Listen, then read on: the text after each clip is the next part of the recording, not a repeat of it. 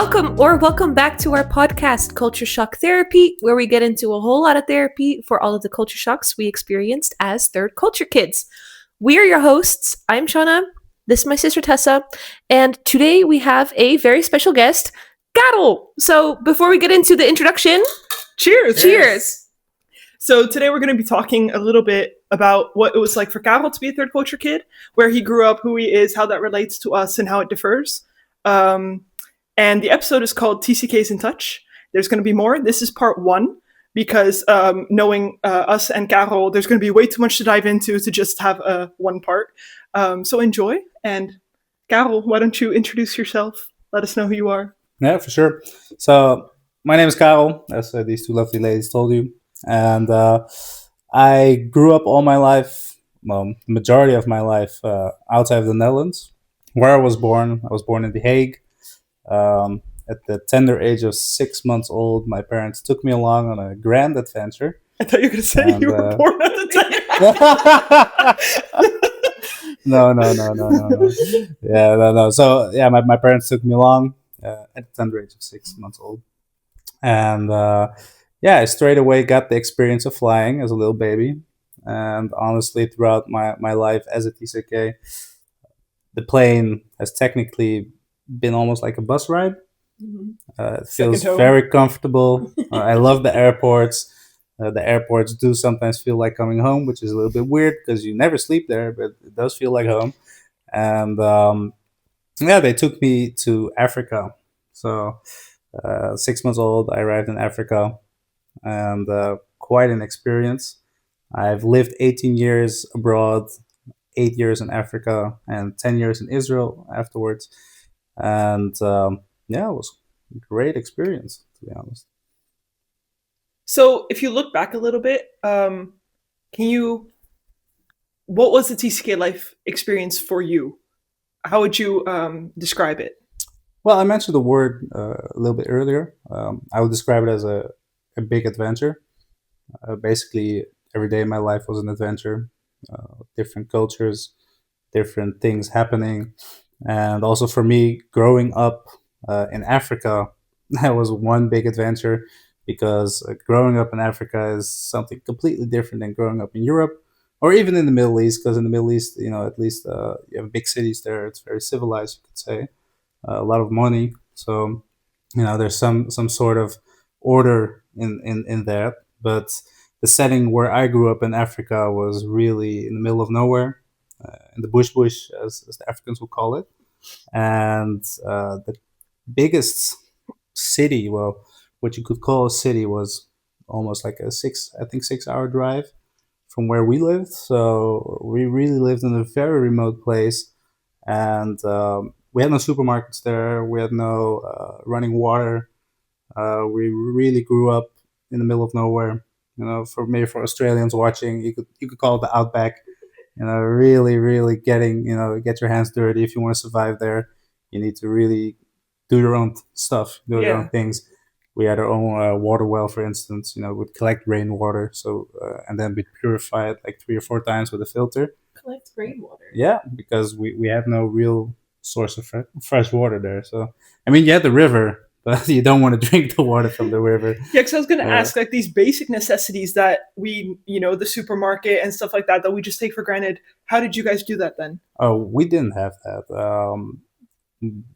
My parents always used to tell me, and what I slightly remember, because you do have to understand that I did live there till the age of 8, so I do have memories of the place, but not a lot, to be honest. But I usually get all my information from stories, or what my parents tell other friends of theirs. Yeah. And the basic necessities, what my parents used to tell me was that once every couple of weeks, the whole team, because they used to live in an area together with other Dutch people, the team of their organization. I think there was a couple of families there, so all in all, maybe 15 people, 20 people that lived in around the same area. And they'd all go together to the closest city for like a supermarket run. but they'd like fill up the car like they were going on a huge like traveling like, We're like not gonna be here for a while. yeah, like a caravan, like literally fill up the car with everything that you needed, and things like vegetables and maybe other like foodstuffs you could get from the local market and the villages around it. Even though meat, you have to be very careful with that because the meat there was just laying in the sun, flies A little everywhere. bit different than how Yeah, we know yeah, it. yeah. It's not like you walk into the butcher here and you're like, I'll get a It's nice all piece of cooled beef. and nice No, and no, no. nice and red. Yeah. So it was really, I think, for European standards, or let's say it was civilized standards, you could say it was disgusting. Like literally, I think most moms, if they would go and have the same experience as we did, yeah, they'd run away screaming, yelling, telling their husband they're never ever going to visit this place again, because you had flies everywhere. And the weirdest thing was that the most common meat you could buy on the market was actually dogs. So yeah, so you just had lots of dogs laying there, barbecued all up, and yeah, I can see you looking because you I have need to take a dogs. 2-second. Yeah, you have dogs, so but that was literally in Africa. If you had a dog there, the inhabitants, they wouldn't look at it like, oh wow, beautiful dog, let me go pet this Like, beautiful yummy dog. Yeah, they would look at it and be like, okay, this one's got a lot of meat on it, and that's just life. Everything that moves there, you'd eat it. I don't want to gross out the viewers, but I can name a list of food that I've had there. I think it'll be cool if you do, because Yeah. I think people have no idea how to what do you call that? And capture in their brains what it's really like, to live there or just to be there, because life is so different. It So is. go for it. Yeah. So I think one of the most vivid, vivid images I still have is that we sometimes get food from the locals, and like my dad was a pastor, so he used to do a lot of missionary work there, and when he was visiting these churches to preach, the local people there would give them food, because usually it took a while to travel there, usually like an hour drive by a motorcycle, and you'd always get food after the service. And I always remember that it was always like Russian roulette. You never knew what you were going to get. And so I do remember this one time that they had a soup, and it was looking okay. It's always a bit dangerous territory. Yeah.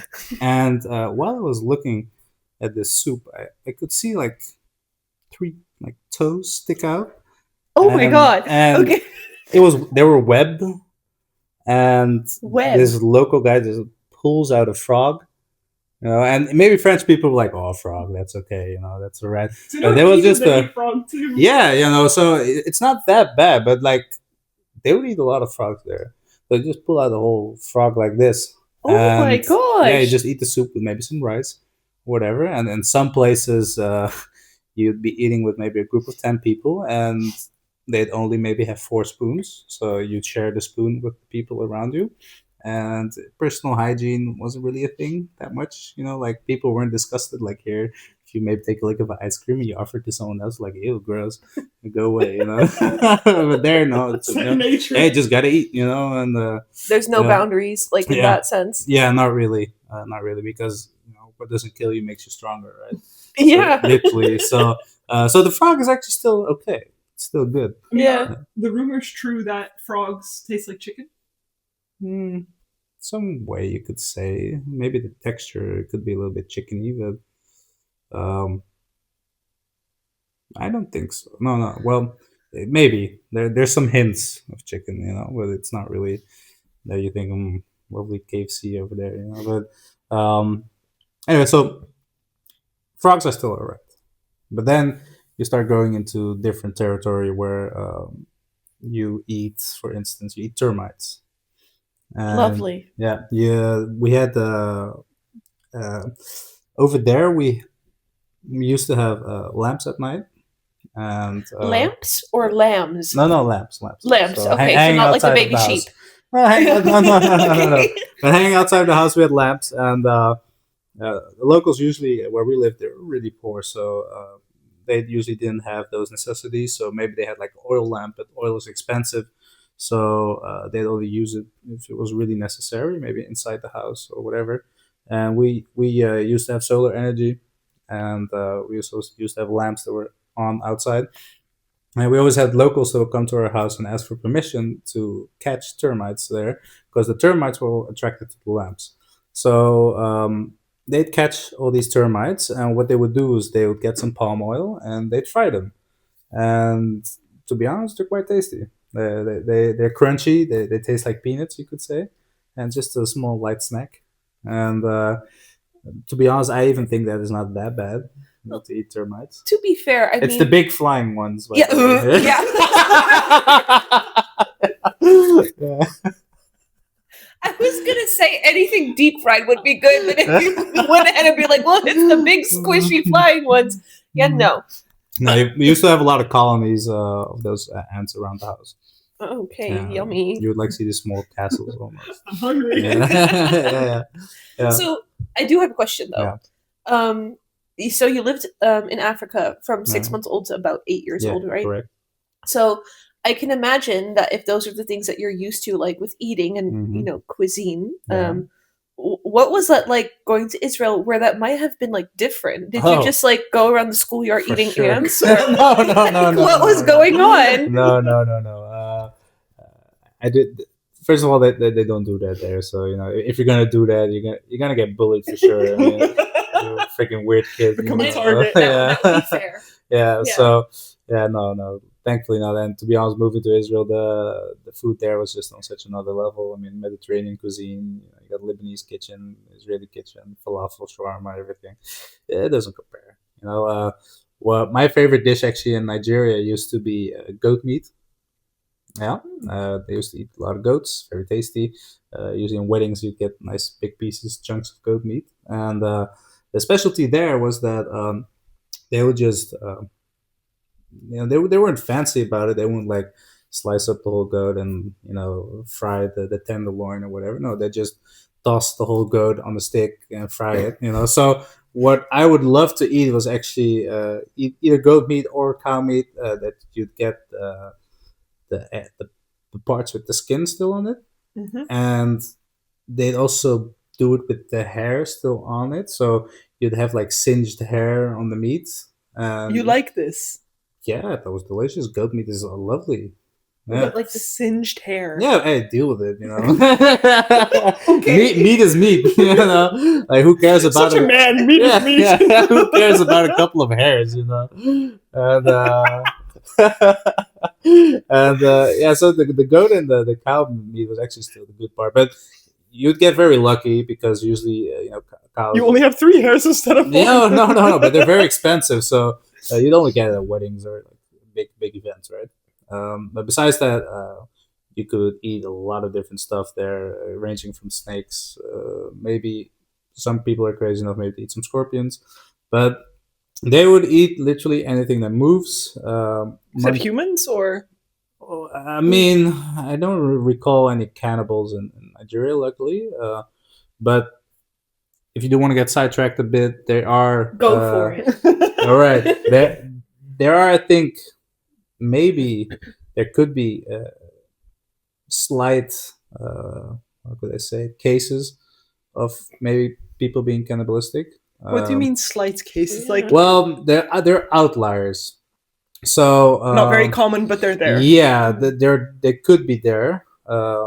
It's like not like they only prefer the arms and not the legs. I mean, you're either a cannibal or you're not. I know. Well, I just want to be careful about stating it because, to be honest, like I haven't really blatantly heard about anything in that regard. But there were types of people there that were pagans. So you have to understand Nigeria. Nigeria was the time we came there was already quite becoming very Christian. Also the area where we lived, we did our church did a lot of missionary work there, and all the tribes that used to live there were Converting? originally they were originally pagan, and most of them became Christian, and but you always still had a couple of diehards that really stuck to the pagan religion, and they used to worship jujus. That's the word for idols, and they used to do a lot of rituals, which involved a lot of gin. They believe that gin, that alcohol gin, that it's a gateway to the spiritual realm, and that's how you usually how you can honor your ancestors. They also did a lot of ancestor worship there, and you had cases of people there called madmen. The locals all used to call them madmen, and they were people that were very heavily ensnared by this pagan worship, this idolatry, and they usually weren't always 100% in the brain. And Very nice way to put it.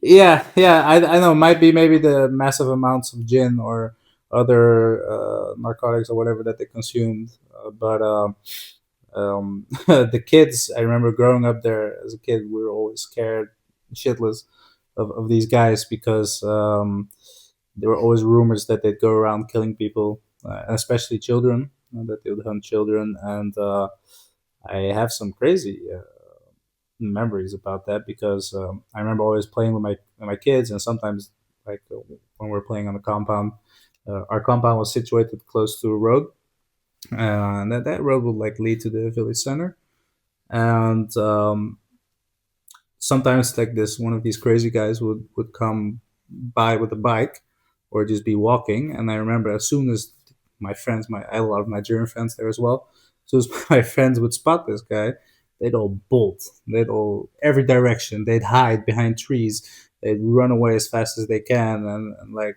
there was always pandemonium whenever this guy appeared because you never knew if you were going to get killed or what, because they were always carrying big machetes, very big knives, cutlasses, and you could always see in their eyes that they weren't there. Like they were really stuck somewhere dark. Yeah. And I remember this one time. We have a very big compound where we used to live. I think maybe it could be half the size of this neighborhood. Just we had a lot of space, a lot of area, and I was just chilling at the gate, which was maybe like 10 meters from the road. So we like go up to the gate, and then we had a big lawn going up, like a driveway up to our house. And I was just one day randomly just chilling, standing at the gate, minding my own business, just daydreaming about something. And I initially didn't notice the guy, but um, I saw all of a sudden this guy on the road. He was stopped on his bike. He was by bike. He stopped, and I recognized that it was one of those madmen. And he just stood there, just like lurking, just like watching me with a big knife in his hand like this. And I remember the moment I saw him, I bolted. I ran back home and never saw the guy again. But it's just super creepy because he was just literally You out don't know of what he's nowhere. planning. No, he was just staring there, but like with murderous intent in his eyes. Like I could see, because also sometimes you have a lot of superstition there, and I don't know, maybe the viewers, maybe if they ever see a picture of me back in the day, you can already see now I'm quite blonde, very white, and when I used to live there, I also used to be even whiter with my hair color. So uh, you could almost Albino. yeah, you could almost say I was an albino. And the thing is, you do have cases of albinism in Africa and also Nigeria, and the people that are idol worshippers, they have a superstition that uh, albinos provide certain magical powers. So the blood or the some body part or whatever of these albinos, they would give you special powers if they were used in a ritual or whatever. So it could also be that, that this guy was just sizing me up. It was like, okay, yeah, If I yeah, cut you off don't the know. hand, will it be enough? Or Yeah, I never know. Of course, I never know what this guy was thinking, but yeah, maybe he was looking for some money as well. Who knows? Because you sell it to the witch doctor, he'll give you some nice money for it. Because apparently you have magical powers if you get this stuff. So yeah, so crazy things like that, and I do think maybe in some very extreme cases, some tribal place, really middle of nowhere, maybe there was some kind of form of cannibalism, I think. Yeah, who knows? So that was terrifying. Yeah. um, I was visually imagining your story as you were telling it. Alright. Kind of like caught the little bit of. Yeah. Um, Yeah, so food, right? We're talking about food, Yummy! huh? No, I kind of just did start to wonder because like you've obviously experienced like the most bizarre things. Mm. Like Tess and I sometimes think we experience really weird things, and then we hear you talk, and we're like, we're pretty we're all right, you Yeah. know. Or just other TCKs where you're like, the experiences are bizarre, but you can't really compare them. Like you've all just experienced such weird shit that doesn't. Yeah, it's just. It Crazy. doesn't compare. Yeah. Yeah, but I do love hearing this. But I do want to kind of ask, consider we have now covered like the mortifyingly scary. Mm-hmm. Like what is then maybe like the coolest / weirdest thing that you've ever experienced as a third culture kid? And like in general, like over my whole 18 years, or You just could, or like Africa? in Africa, like I'm sure there were like lots of experiences. Well, I Because this I is don't know cool with but like creepy. cool. It's probably a lot of cool experiences. Maybe it's more. I could maybe more say the feeling or the freedom you had there growing up. I think that's In the Africa coolest thing. specifically. Yeah, that's the coolest thing I experienced as a kid for sure. Um, Sometimes I compare my life in those early years to other kids here in the Netherlands, and I'm like, wow, these kids are being babied. You know, they can't go anywhere without someone holding their hand. You know, you And hurt they didn't even yourself. have murderous madmen looking at Yeah, them with no, large exactly, knives. exactly. Yeah.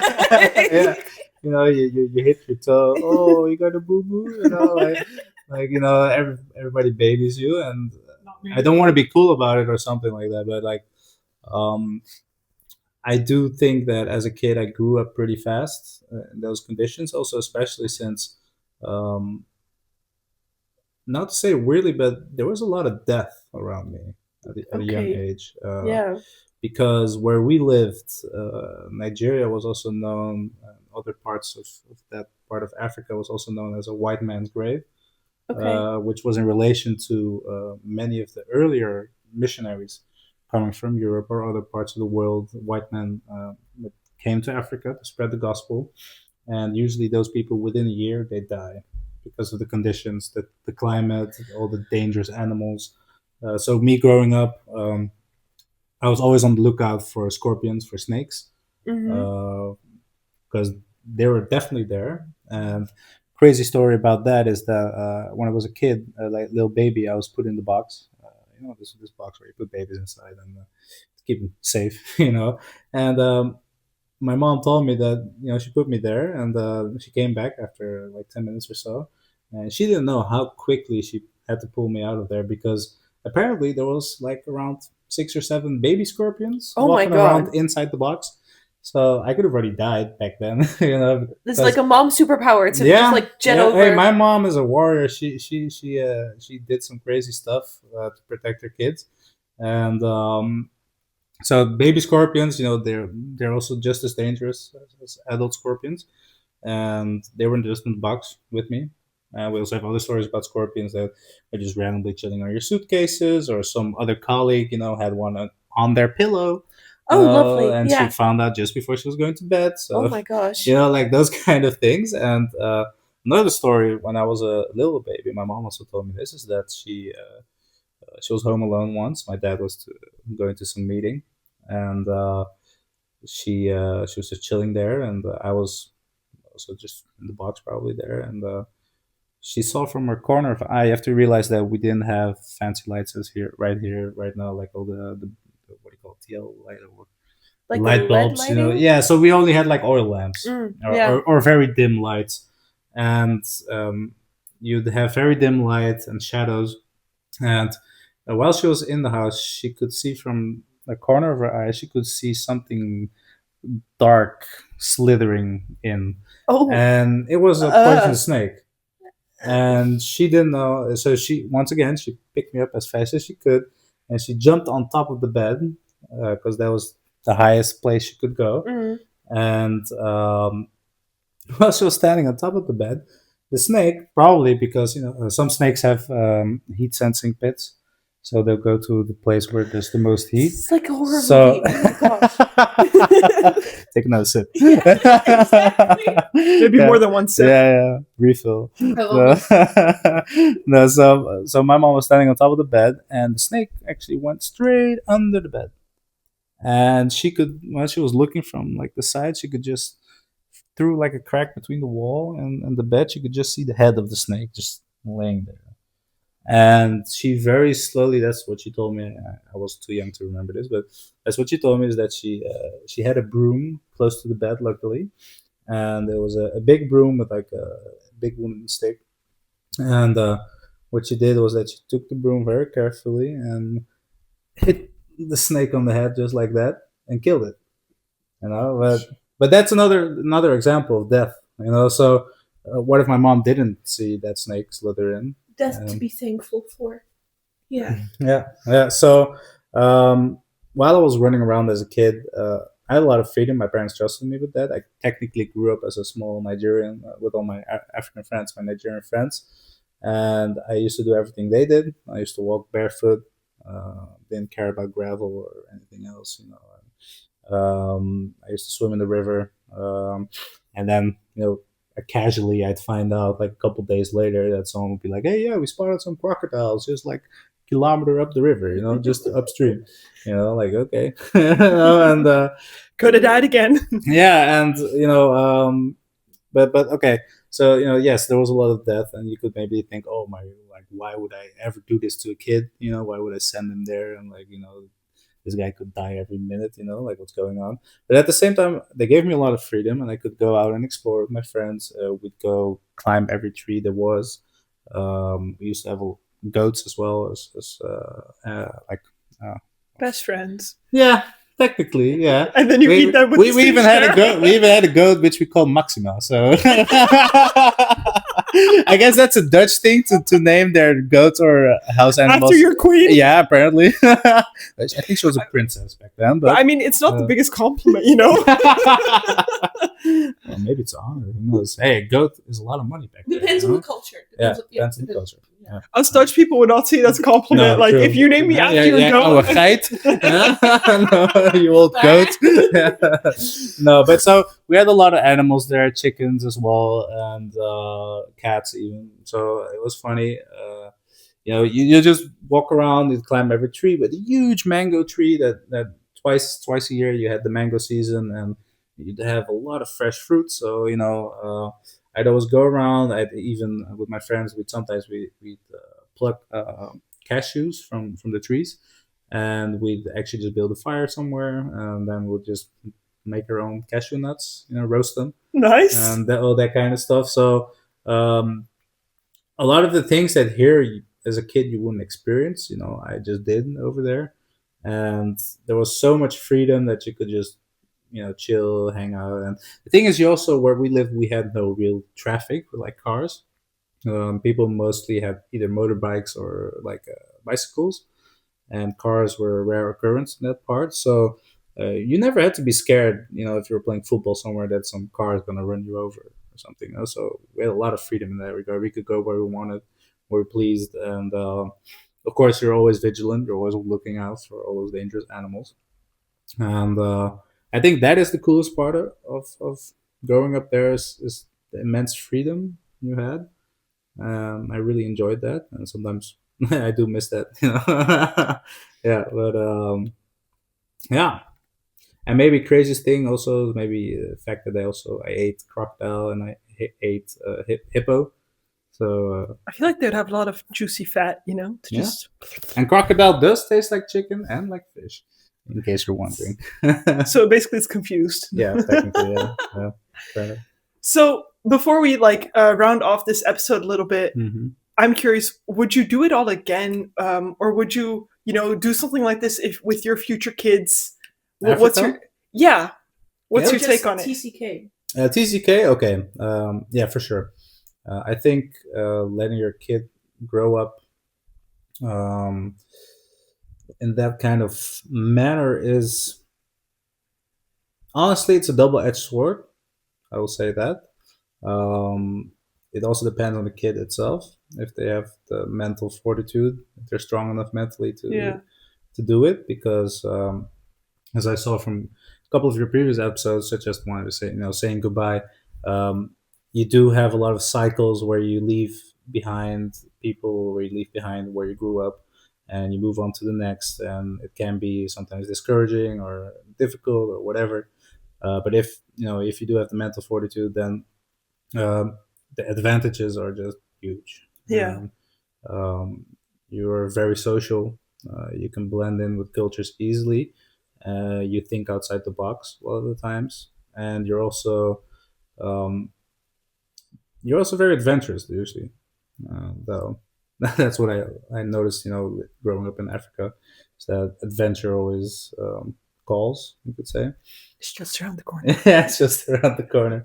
And I would definitely allow my kids to have something like that. Of course, you never know how life goes, but I think that in the end, the advantages are bigger than the disadvantages. Yeah. Because there are disadvantages for sure. But Yeah, of course. No. But I think we can get into that next. Yeah. Because we'll be talking about that a little bit in part 2. All right. For now, we want to thank you for part 1, diving into your whole Nigeria experience. Don't forget to like, comment, and subscribe. Follow, share, all the whole ram bam. The ram bam. Yeah. And stay tuned for part 2, which will be coming next week, where we dive a little bit into what it's like for Carel to have moved back to the Netherlands. We'll dive a little bit into also how we all met each other. Emotional damage. Exactly. What about Israel? We're going to get into that. Is this going to be a three-part episode? Maybe we should. You guys can milk me for a lot of content, right? Apparently. I'm disturbed at the term milking you. Don't take pictures. No. Okay, I think that's a really good point.